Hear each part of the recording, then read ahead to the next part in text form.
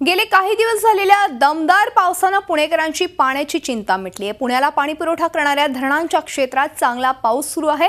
धरणांचा पाणी साठा झपाट्याने वाढतोय आणि याचाच आढावा घेतलाय आमचे प्रतिनिधी अरुण मेहत्रे यांनी। गेल्या 4-6 दिवसापासून पुणे शहर आणि परिसरात पावसाला सुरुवात झाली आहे। पुणे शहरात हलक्या स्वरूपाचा म्हणजे कधी कधी तुरळक सरी तर कधी भुरभुर अशा स्वरूपाचा पाऊस पडतोय।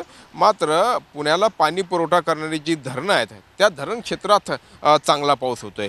म्हणजे पुण्याला 4 धरणांमधून प्रामुख्याने पाणी पुरवठा होतो। त्यामध्ये पानशेत, वरसगाव, टेमघर आणि खडकवासला। तर या 4ही धरणांच्या परिसरामध्ये चांगला पाऊस होतोय। या धरण शाखेतलं सगळ्यात शेवटचं म्हणजे खडकवासला धरण आहे। मात्र वरची जी धरणं आहेत म्हणजे वरच्या धरणातूनच खरं तर या खालच्या धरणामध्ये पाणी येत असतं। तर त्या वरच्या धरणामध्ये गेल्या 3-4 दिवसांपासून अगदी जोरदार म्हणावा अशा स्वरूपाचा पाऊस पडतोय।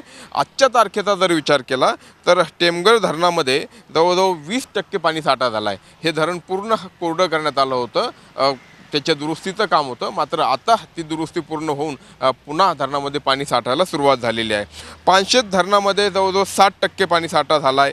वरसगाव धरणामध्ये 35% पाणी साठा झाला आहे। तर खडकवासला हे सगळ्यात छोटं धरण आहे या धरण शाखेतलं। तर या खडकवासला धरणात देखील 45% पाणी साठा आहे आणि असं 4ही धरणात मिळून जवळजवळ 42 ते 43% पाणी साठा झाला आहे। TMCच्या भाषेत बोलायचं तर 13 TMC जवळजवळ पाणी या धरणांमध्ये साठलं आहे आणि त्यामुळे ही निश्चितपणे पुणेकर नागरिक असू द्यात किंवा या धरण क्षेत्रातले जे शेतकरी आहे त्यांच्यासाठी दिलासादायक बाब आहे। आणि असाच जर पाऊस सुरू राहिला तर पुढच्या काळात ही धरणं लगेचच 100% भरतील आणि खाली पाणी सोडण्याची वेळ येईल। अर्थात तो क्षण खरोखरच पुणेकर असू द्यात किंवा खालचे जे नागरिक आहेत जे गावं आहेत त्यांच्यासाठी आनंदाचा असतो।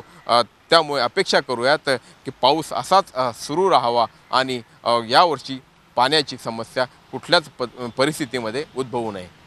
व्हिडिओ जर्नलिस्ट विकी कांबळेसह Arun Mehtre, Zee media, Khadakwasla, Pune. Zee 24 तास रहा एक पाऊल पुढे।